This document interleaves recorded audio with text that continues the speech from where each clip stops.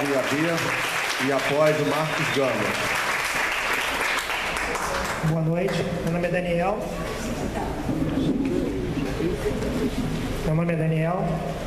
Sou presidente do Instituto de Arquitetos do Núcleo Leste Metropolitano aqui de Niterói. Eu queria começar a minha intervenção. Verena ainda está aí? Então, que ela comentou de um pós-fácil, né, do livro do Mike Davis, da posição da Hermínia Maricato, né? E eu tenho visto ela falar em algumas palestras e tal, e ela não anda tão otimista como ela estava em 2001, quando ela escreveu o pós-fato. Eu queria fazer essa referência para a gente começar uma questão. A gente não vem, nós do IAB, a gente não vem definindo e discutindo e pedindo a revisão do plano diretor de agora. Então, vocês sabem disso, a gente já vem pedindo essa questão há muito tempo, e eu entendo isso como uma percepção de que a Prefeitura está atendendo uma das nossas reivindicações históricas, tanto na revisão do plano diretor, quanto nas revisões do PUR. Na revisão do PUR. Mas a gente acha e tem a convicção de que a ordem que a gente está fazendo isso não é a correta. A gente deveria primeiro rever o PUR e, inclusive, ter revisto o PUR antes de ter aprovado uma operação urbana.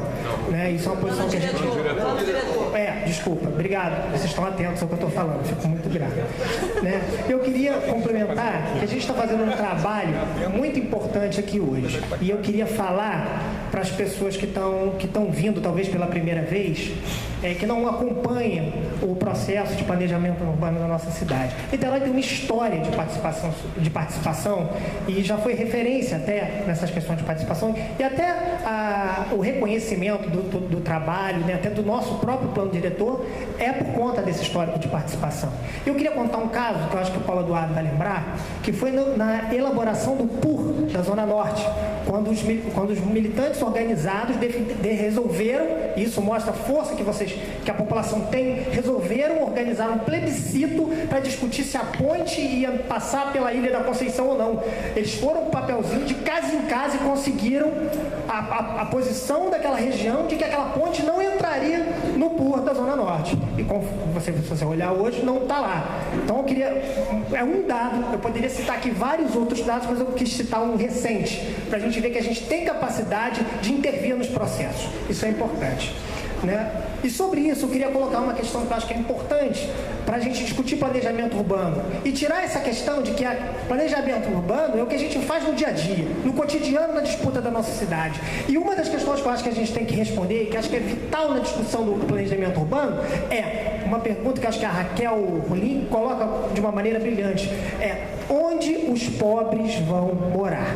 Eu acho que a Heloísa tratou dessa questão. Essa é uma questão central e que está no nosso cotidiano e que não deixa a gente se enganar por um debate equivocado, que é entre a questão ambiental e a questão habitacional. E a própria lei da Minha Casa Minha Vida enfrentou isso de uma maneira muito interessante, permitindo que assentamentos consolidados fossem regularizados.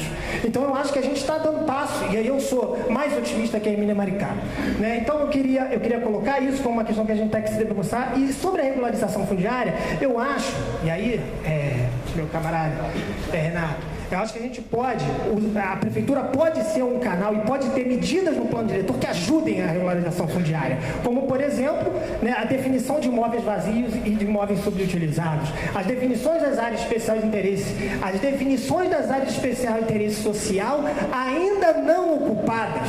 Eu acho que é um debate importante que a gente tem que fazer. Definições de áreas de risco, não que as comunidades tenham risco, mas que existem riscos na comunidade que a gente tem que começar a mapear.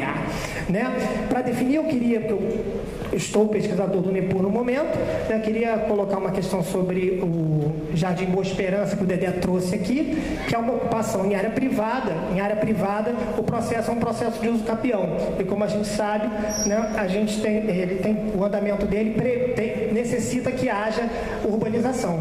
E isso não é um problema da Prefeitura atual, é um problema histórico que a gente vem vivendo aqui. E para concluir, eu queria fazer uma pergunta à secretária. né? Eu queria saber se a gente tem prazos para concluir o debate sobre o Porto de Pendotiba. E se a gente não tem prazos, se a gente tem, eu queria saber qual é, e se a gente não tem, eu acho que está evidente que a gente precisa ampliar o debate aqui. A gente precisa enriquecer o debate com as novas propostas e incorporar o que está sendo, incorporar de verdade. A gente precisa, em audiência, ver todos esses elementos entrando nas leis e nas discussões que a gente faz. Obrigado. Obrigado, Daniel. Muito boa essa